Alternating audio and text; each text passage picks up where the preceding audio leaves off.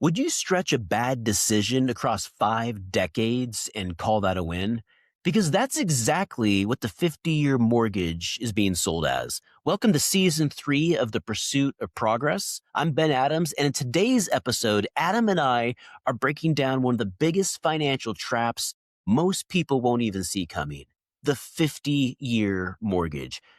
Now, it's being marketed as a fix for affordability, but the truth, it's making lifetime debt feel normal. And if we don't talk about what this actually means, we're going to build a generation of homeowners who never truly own anything. This is also part of my American Money 101 series on YouTube, if you want to check it out after this episode, where we challenge the headlines, ask harder questions, and give you the tools to win in any market. Adam, let's go. What is going on, Ben? The 50-year mortgage. That is what's going on. How you doing? Doing great, buddy. Great to have us back in the studio. 26, baby. Been a few weeks. Stoked to get back on here with you. You still got your Hawaiian tan, I see. You got your Hawaiian shirt on. A little bit. Trying to looking great. Put that out into the universe. So hopefully need to wear this again, hopefully here pretty soon in Hawaii. Love it. For those that don't know, Adam spent the entire month of November and December out in Kauai, living his best life. Yep, living it up, man. It's my favorite place on earth, and trying to make it a little more of a regular second home. So hopefully that'll happen if I keep pursuing it and progressing towards that goal. So, Ben, right. Before we kind of jump in, I'd love just to hear a little bit more about you too, man. How's your holidays? Holidays were great. We were down in Tucson, Arizona for Thanksgiving. Got to spend some time with my brother and his family down there. Always a lot of fun to, go down there. It's such a oasis for my family and I, and not have a care in the world. Really have that quality family time where we can all be present. The entire family ran a 5K because we're freaks on Thanksgiving morning. We followed that up with a family 5K a couple days before Christmas, But yeah, the biggest thing is just getting a lot of family time in. Spent Christmas here and New Year's here back in Denver. My grandparents are 93 and 94 years old, so every year is just bittersweet that we get to spend with them, and a lot of memories, and praying for health, wealth, and family blessings. It's great, man. Yeah, you've got some great grandparents, and just a little plug since we're talking about running and also your grandparents. How old were they when they did the was it the Farmers 5000 they ran a couple years, or they walked a couple years ago? But I mean, incredible. They've done a lot of races, but they set the age record at the Boulder, being the oldest finishers ever in the Boulder, and so that was ever, yeah, damn, yeah, and not only won the age group, but Nano was the oldest finisher ever in the history of the Boulder. So if somebody asks you that question, you know the answer. All right. Well, if I ever am on Who Wants to Be a Millionaire or Jeopardy, that might come up. So, well, guys, thanks for listening to Ben and I chit-chat about our lives this past couple weeks. We're excited just to see each other and be back at the podcast studio to share some more, hopefully, positive, productive tips to help you guys progress into 2026. And as Ben said, this one's going to be all about the 50-year mortgage, which is getting a lot of news and just publicity recently, especially in the real estate and mortgage world. So we're going to jump into some points, just some talking points that Ben has put together that, as you mentioned a second ago, is also on his YouTube channel, American Money 101. So if you guys aren't familiar with that, definitely also check out his separate channel, American Money 101. He does all kinds of great content with not just mortgage related stuff, but just financial literacy. So give him a follow over there. And I'm just going to jump right into that first point, which is one way to kind of look at it is like affordable is if I can't talk, sorry. Affordable on paper, expensive in reality. So, if stretching debt made people rich, America would already be winning tenfold. Let's talk about what affordable really means, because when lenders say that word, they don't mean the house is cheaper. What they mean, the payment, it fits. But that doesn't necessarily mean you can afford it. So a 50-year mortgage, it really makes it look like the solution is smaller payments, but all it's really doing is pushing that pain so far out that you stop thinking about it. You don't solve affordability. You just instead made the consequences even quieter. So if your plan is to qualify by stretching it to that 50 years instead of 30 without a real exit plan, in our opinion, that is not a win. That is a major red flag. And Ben, I think you're probably starting to see maybe people at least asking you about this on a regular basis. What's kind of your 2 cents? What's your feedback on this?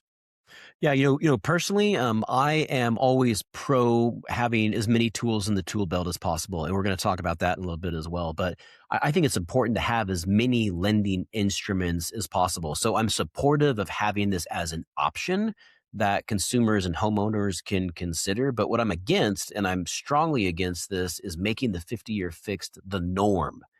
And that's kind of how it's being presented and pushed. And I've seen arguments on social media both ways. Some folks saying that, there is a tangible benefit to the consumer. And there is, a little bit of a monthly benefit. We'll go into the numbers here in a minute as well. And then there's some other influencers out there, the Ryan Pinedas of the world, who are really kind of in favor of this. And I don't feel that way.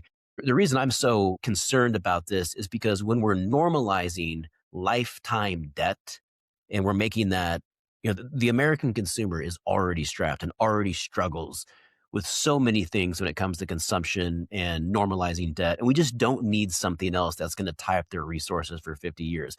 Again, there may be a situation where it is appropriate and someone may want to consider that. So I'm supportive of that, but you really have to have a plan. You don't want to be paying this off, taking 50. I mean, think about that. 50 years? 50 Crazy. years. Yeah, I mean, I think Dave Ramsey would probably roll over if he see this really gain a lot of traction. Yeah, the bank at I work, we're considering offering it, but we are going to require grandchildren to co-sign. What happens if you're me and don't have any That's a kids? mortgage joke. I'm teasing. Yeah.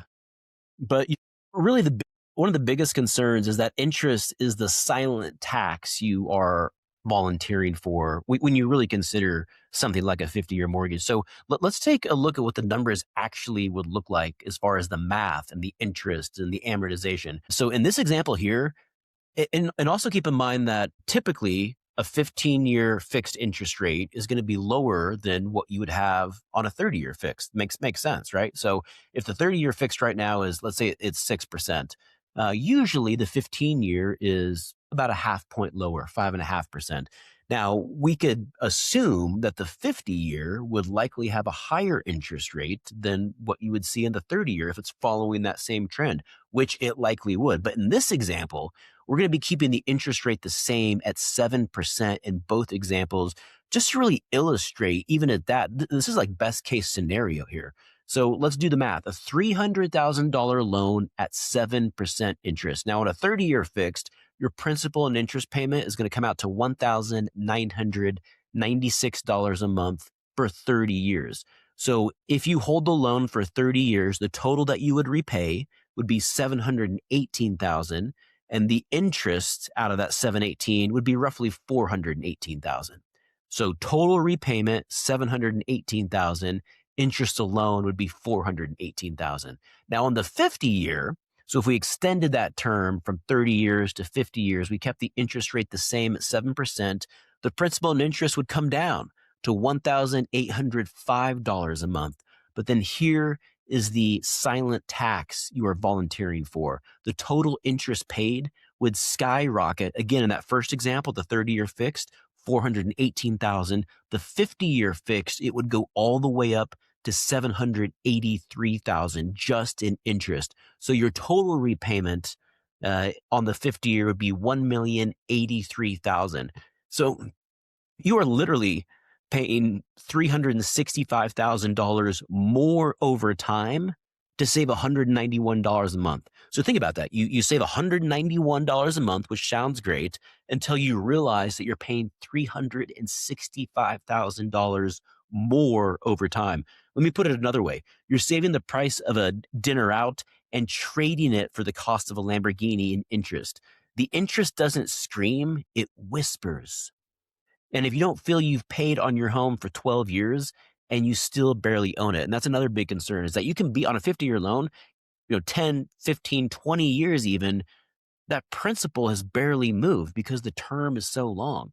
And that is what my concern is I don't think it's appropriate for your average American consumer who's already struggling with affordability and housing, so many different things. And then when you look at just the cost index, uh, this is not how the American consumer is going to get ahead. So obviously, this is all happening because of affordability. You know, go back in time a few years when we had these, probably never happening again, interest rates in the high twos, low threes. If a 50, only way I ever see this making sense and maybe making sense is if you were back into a very, very, very low interest rate, like a 3%, and you're able to lock it in for a 50-year, Yeah. and just turn it into like a rental property or something like that. But I don't know. That seems agree. I 100% agree with you on just that amount of interest is absurd. Yeah, And it and the other takes thing where I'm is at. the payment is always so much less than what people expect and what they're thinking. So when someone is thinking about the 50-year fix, they're thinking, "Oh, my payment's going to be, if the 30-year fix, if my payment's 2,000, it's probably like 1,000 on the 50-year because it's almost double the term." Well, no, that's not the case. Your payment's going to go down not even $200 a month, $191 a month, and for me, it's like that's just not it's not meaningful. I'm gonna go pay for 20 Absolutely. more years, $365,000 more in interest to get a payment savings of $191 a month. Like, I'm sorry, no thank you. Yeah, I'd like to piggyback off of that and just kind of go a little bit deeper on your comment a few seconds ago about how little actual equity or principal you've paid Yeah. on the loan when you have a 50-year versus a 30-year. And, it's kind of like an equity versus illusion principle here, Mhm. where equity is control, it's options, it's the ability to sell, refinance, or just make a move, when life changes.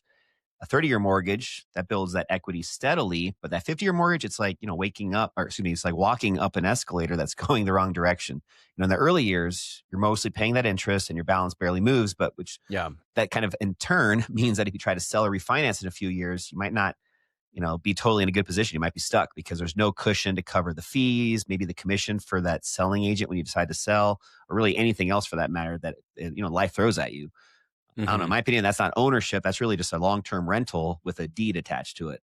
Yeah, I know when you think about it like that, it's like, are you really owning? Because 'Cause you're building such little equity, 99% of your payment the first several years is going towards interest. Do you really own? I mean, I guess technically yes, but I mean, think about it. I liked your analogy about the escalator there. Do you ever go to the airport and you get on one of the walk pads at Denver International Airport to kinda go faster because those concourses are so long? Well, I got 2 teenagers, and we love to do the opposite. So we love to walk against go in the opposite direction on those, and kinda to your analogy, that's what it's like on a 50-year fix as far as building that equity. You're making payment, payment, payment every month, but the equity, unless the market is just, exploding, you're not gonna see those equity gains through the principal pay down like you normally would on a shorter term, and I also think that's the reality. I'm not anticipating personally, professionally, what I'm seeing in the market that we're gonna be seeing these 10, 15, 20% equity growth through market appreciation anytime soon. There was a period of about 5 years where we saw that, and it was crazy. Denver was up over 100, 120%, about a 10-year period from 2012 to 2021. But I don't anticipate those type of returns and gains. And so what that means is that a lot of these gains moving forward are going to become from the debt pay down and slower market gains over the years. And if you're barely hitting that principal and then you do need to sell, like you're mentioning, you're going to have to pay the closing costs, the title fees, commissions to real estate agents. There's not as much there to work with. Yeah, absolutely. I mentioned this a little bit earlier, but just the analogy that I always use is talking about tools in the tool belt. And so, you know, I'm not, as I said, I'm not against the 50-year mortgage, but I am 100% against making it the standard. I think it's great to have as many tools in the tool belt, um, because there are going to be situations where you may need a certain product. That's one thing I love about North Point Bank is that we have so many different products and programs. We have home equity lines of credit, the all-in-one. We have the investor cash flow loan, bank statement loans. And it's great having those options because there are situations where certain customers will need a certain loan product to meet their needs. And so, from that perspective, I'm glad to add this in the tool belt, but we just need to make sure as real estate professionals, especially as originators, that we're really doing right by the folks that we work with. And you have to be so strategic if you are going to consider the 50-year mortgage. It has to be the right situation. And to be blunt, for most people, it's not going to be a tool, it's going to be a trap. And if the only way you're going to qualify is by extending the term to 50 years, you're going to have a conversation with yourself and really ask some of those hard questions. Am I making the right decision? Am I extending myself too far? If you do consider the 50-year fix, do you really want to be diligent as far as making additional principal payments? I believe that's a must. And if you're going to do that, like if you're going to make additional principal payments consistently, then why not just do the 30-year? Exactly. Yeah, I think the only other thing that sometimes people think about is, I'll just refinance in the future. And, we call this kind of a refinance fantasy for a lot of people because, they always say, don't worry, you'll refinance later on after you've secured the loan. And that's always the pitch, but, that's more of Yeah. a hope rather than a mortgage strategy. And you really don't control those future interest rates. They are a little higher right now. They most likely will go down a bit, but you really don't have any control over any of that. And you also don't have any control whether your income is going to grow or maybe if you're going to stay healthy or if your credit's going to stay clean. A Mhm. refinance, in my opinion at least, is not guaranteed. It's a bet. And if your entire plan is I'll get out later and that later never comes, well, you're stuck with a debt that's twice as long and twice as punishing. I know what's that phrase that's been so common in this market the last couple of years? Date Yeah. the rate, marry the house. Is that Yeah. is that what it Marry the was? home, date the rate. Yeah. And and to your point there, it's like, oh, you're going to refinance. Well, am I? Like, do you know that I'm going to qualify? My income and my job is going to be the same. My credit score is going to be sufficient. Like, people mention that just as if it's a snapping your fingers. Oh yeah, you're going to refi. Well, is the equity going to be there? Am I gonna be able to actually we don't know any of that. So I agree. I mean, I if and again, if there is a tangible benefit and if you qualify, I think it's something worth considering. But just to say that, you're gonna refi, well, you got to be careful with how you're phrasing that. Just out of my own curiosity, and sorry to put you on the spot here if you don't know, maybe we can share this with the audience in a comment down below or maybe just on the next episode. But what do you think the percentage of loans get refinanced? Is there any sort of a metric on that, or is that kind of insider knowledge that just each of the different lenders, banks have, but they don't share that collectively with the industry? Yeah, I was reading some headlines today. Now, up until about a year and a half ago, the vast majority of mortgages out there had an interest rate under 4%, meaning, and that's reflected in our sales volume numbers because people have not been buying and selling. But now that we're several years in, 4 or 5 years later, that number has sharply declined. And so now we're at less than 50% of the mortgages out there have a 4% or less. And so if you are 4%, you're going to want to hold on to that if you can. When I see people refinancing, um, a lot of times I want to make sure that they're doing the right thing for their short term, but more importantly, their long term financial vision. Because if you're someone that has a 2.5% interest rate, and maybe life happened, maybe the credit card bills got racked up and you have some debt, you want to consolidate that. My suggestion is for folks to not disrupt those loan terms, especially if they have equity, because there's going to be other ways to consolidate some of that debt. And if a refinance makes sense, if someone does have a 7.5% and they can get a 6, that's something that you're going to want to consider. How I always look at that is I want the folks that I work with. I'm very big on financial planning and having a financial vision. How long are you going to be in the house? How long do you anticipate being in this loan? Do you have any other goals? Are we planning for anything else in the future? Are kids going to college? Are there going to be any other big expenses? Let's make sure that we're considering that because we want to make sure that if we're going to incur the costs of going through this refinance, that there really is a tangible benefit now, but then it's not going to disrupt any of those long-term financial plans that you have. I love that. It's great. Yeah. And as I was saying, I mentioned this earlier, but lifetime debt just cannot be the standard. And I think for a lot of middle class Americans, it already is.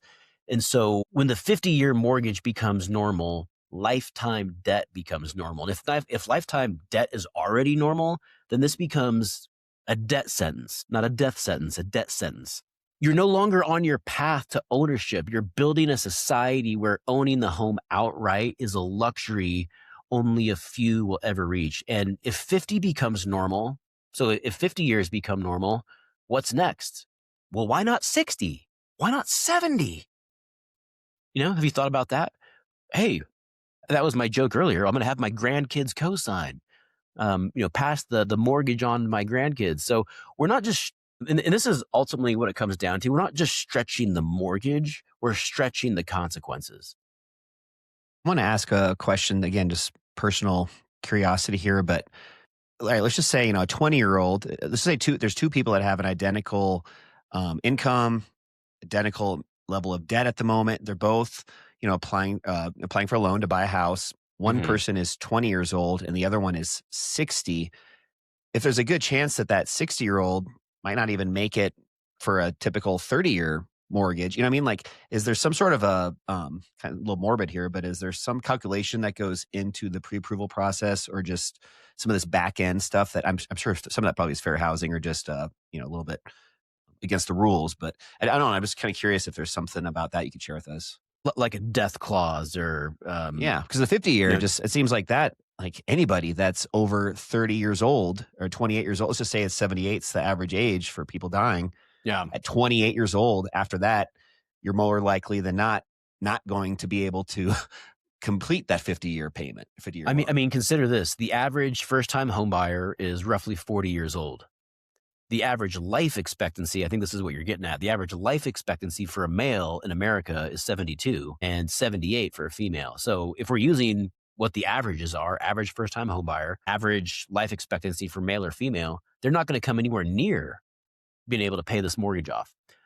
But you're right though. It comes down to fair housing. You can't discriminate based off of age, sex, and all of the other things that are important there. And so regardless, someone could be 90 years old and still apply for a 50-year loan. Now, there are going to be equity requirements, loan to value ratio requirements, both for conventional FHA. And ultimately, you do want to be aware of that and making sure that your heirs just as part of your estate planning. Like me, for example, like I have all that planned out. I have an estate plan for myself, my home, my mortgage, my investment properties, the debt on that. I know exactly how it's going to get paid for. I don't want to, pass on all this debt to my heirs. I want to make sure that there's a plan in place to where they're not going to be responsible or scrambling trying to figure out ways to deal with what's going to be coming down the pipe. So I'm very big on financial planning, and again, just that vision. I think most people need to really think about that and just be aware. But if somebody's 50 years old, 50-year mortgage, if they're sick, I mean, I'm living to 140. So I've said that before in this podcast. So I'll see you at 140. All right. Well, let's just kind of break it down, the final verdict here. 30-year fixed, still probably the best standard for most people. It offers that solid blend of payment, equity, and flexibility. That 50-year fixed, though, this new option that might be coming out here, it's a tool. It's a niche option for very few people, potentially. It's a strategy that really only works if you're disciplined, you're really well informed, and you're not relying on any form of luck. So if you're using a 50-year to buy more house than you can actually afford, you're definitely not winning. You're really just delaying that pain. So Yeah. When you look at the payment, 50-year versus 30-year. And so, yeah, I broke down some data here comparing the 30-year to the 50-year. So when it comes to monthly payment, the 50-year does win slightly. When it comes to interest paid over the term of the loan, 30-year wins by a landslide. When it comes to building equity, the 30-year wins. When it comes to flexibility, the 30-year wins. When it comes to risk resilience, the 30-year wins. So literally the only category the 50-year wins at is payment. And it's just slightly more favorable, not meaningful, not life-changing, just slightly more favorable. And the 30-year still dominates in all these other categories. So again, it's okay to consider a 50-year. It may be appropriate in certain situations, but you don't want that to be the standard. The 30-year for most people really is going to be the best option. yeah, like use it right or just do not use it at all. If you do take that 50-year mortgage, in my opinion, a few ways is still asking for that side-by-side comparison, just like you did at the beginning of this episode, really showing on paper the difference, real numbers, not just the payment, everything that encompasses each of these two loan options. And then also just making those extra principal payments like you're on a 30-year schedule. So even if you're on a 50-year, still treat it like a 30-year. That way you're getting more of that principal paid earlier on. You're just in a much better position with a little bit less of that crazy amount of interest payments. And then also set some trigger points. So if rates drop to, X, let's just say 5%, or maybe your income grows to a certain level, at those certain places, then refinance or pay down, but only in those circumstances. So really just treat the 50-year, really like a bridge, not a home. Yeah, and I think another thing is that we have to really consider that when it comes to mortgage, it's not just a loan, it really is a life strategy, and all mortgages are tools, and most people don't think of them like that, though. They think of it as just a loan, something they gotta make payments on, but when you have a really strong financial plan, you are thinking about mortgage as a tool, a vehicle to build your net worth, to build wealth, to create other opportunities for you, and that's really what I want to leave you with right now because your mortgage affects everything. It affects your stress, your savings, your options, your ability to build wealth. So don't make a lifetime decision just to get a slightly lower monthly payment and ask yourself what it costs long term, not just what it feels like today. Because comfort today can cost you decades tomorrow. Absolutely, guys. If this episode hit home, maybe share with someone that's thinking also about refinancing or financing a home. Into the hype doesn't build freedom, clarity does. And hopefully, on this episode, you got a little bit more clarity on the differences between these two options, especially coming from Ben, the expert when it comes to mortgage and loan. Everything about those two things, and as well as many others. Once more, guys, don't forget, if you haven't yet, check out Ben's second channel on YouTube, the American Money 101 channel. But for today, this is The Pursuit of Progress. Thanks for listening. We'll see you next week. Love you guys.